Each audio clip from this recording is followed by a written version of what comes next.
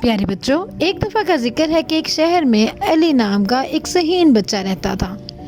उसकी उम्र सिर्फ 12 साल थी। उसको कुछ नया बनाने का बहुत शौक था। कभी वो मिट्टी से खिलौने बना रहा होता तो कभी कागज़ की पतंगे बना रहा होता, कभी कागज़ की गेंदें बनाता तो कभी लकड़ी से बल्ले बनाता। इस तरह से वो अपना बहुत सारा वक्त इन तख्लीकी कामों में निकालता था। स्कूल से आने के बाद उसके पास यही काम होता कि फालतू पड़े हुए कागज़ों के साथ वो कुछ ना कुछ बनाए। और इसी तरह से उसने एक दिन एक कागज़ के साथ बहुत खूबसूरत गोल्डन कलर में घोड़ा बनाया। वो घोड़ा बना के खुद भी उसको बहुत पसंद आया। उसने सोचा कि ठीक है, घोड़ा बनाते बनाते तो रात हो गई है, अब सुबह इसके साथ खेलूँगा। उसने घोड़ा आराम से अपने स्टडी रूम में एक जानिब रख दिया और वो खुद अपने दूसरे कमरे में चला गया।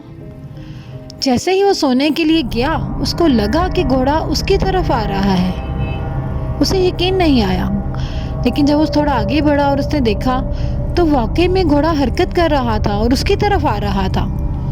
वो तो ये देख के बहुत हैरान हुआ और वो बहुत डर भी गया कि ये कैसे हो सकता है कि एक घोड़ा इस तरह से हरकत करता हो।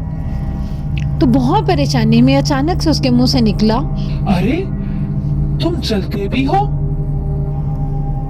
तो घोड़ा बोला, हाँ, मैं ना सिर्फ चलता हूँ बल्कि मैं बोलता भी हूँ। अली तो बहुत हैरान हुआ कि क्या घोड़े ने मुझे वाकई इस बात का जवाब दिया है। उसको अपना वहम लगा। उसने उसे दोबारा कहा, नहीं नहीं, ऐसा कैसे हो सकता है कि कोई घोड़ा भी बोलता हो? लेकिन घोड़ा फौरन बोला, तुम्हें गलत लग रहा है। तुम्हें लग रहा है मैं नहीं बोल रहा। ये मैं ही हूँ जो तुमसे बात कर रहा हूँ। मैं एक असली घोड़ा हूँ। मुझे एक जादूगर ने जादू के जोर पे कागज बना दिया था और एक कॉपी में बंद कर दिया था। वो तो ये शुक्र है कि तुमने कागज के साथ घोड़ा ही बनाया। तो इस तरह से मुझे इतनी ताकत मिल गई कि मैं बोल और चल सकता हूँ, लेकिन मैं उस तरह से वापस घोड़ा नहीं बन सकता, क्योंकि जिस जादूगर ने मुझे ये बनाया था वो ही मुझे सही कर सकता है। वरना मैं इसी तरह से कागज का घोड़ा रहूंगा, लेकिन चल सकूंगा, बातें कर सकूंगा। इस तरह से मैं दूसरों की बातें सुन भी सकूंगा, लेकिन उस तरह से अपनी जिंदगी नहीं गुजार सकूंगा। अब अली तो ये देख के बहुत हैरान हुआ। अली ने कहा कि देखो, ऐसे तो तुम कुछ खा भी नहीं सकोगे। मैं चाहता हूँ मैं तुम्हारी मदद करूँ।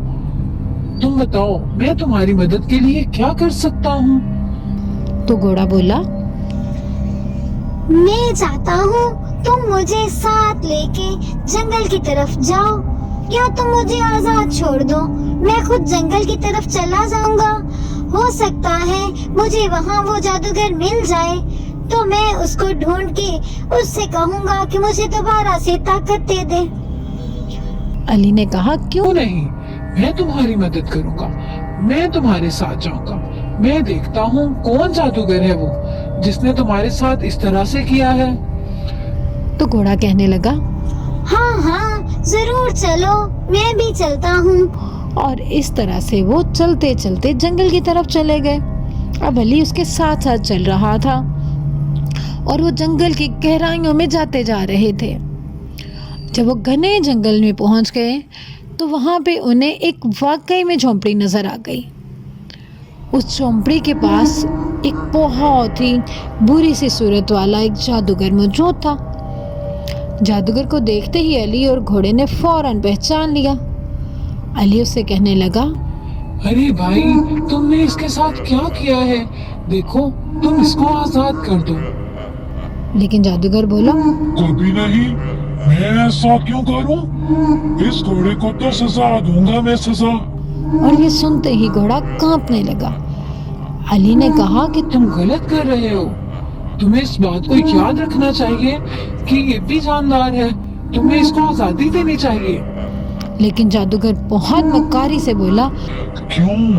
कभी नहीं, मैं तो इसको और सजा दूंगा। लेकिन अली ने फ़ौरन से अल्लाह का कलाम पढ़ना शुरू कर दिया और जैसे ही उसने अल्लाह का नाम लेना शुरू किया तो अचानक से एक रोशनी आई और रोशनी घोड़े की आंखों में गई और वो घोड़ा फ़ौरन से असली वाला घोड़ा बन गया। ये देख के तो जादूगर भी हैरान रह गया। अब घोड़े को भी मौका मिल गया था, उसमें ताकत आ चुकी थी। उसने कहा, ठहर जा भाई जादूगर, अब तेरी खैर नहीं है, अब तो मैं तुझे नहीं छोड़ूंगा। ये देख के तो जादूगर भी डर गया, लेकिन घोड़े ने उसको छलांगे लगा लगा के उसके जोर से अपने पाँव से मारा।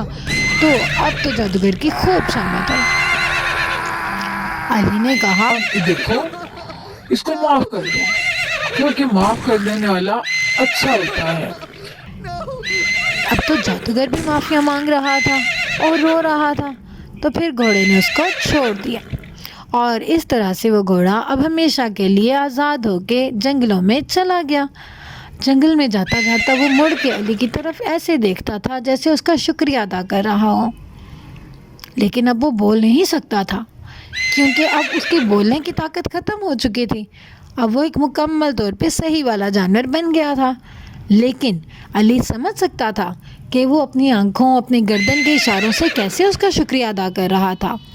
और इस तरह से अली भी बहुत खुश हुआ कि आखिर घोड़े ने उसका इतना शुक्रिया अदा किया और उसने भी घोड़े की खूब मदद की।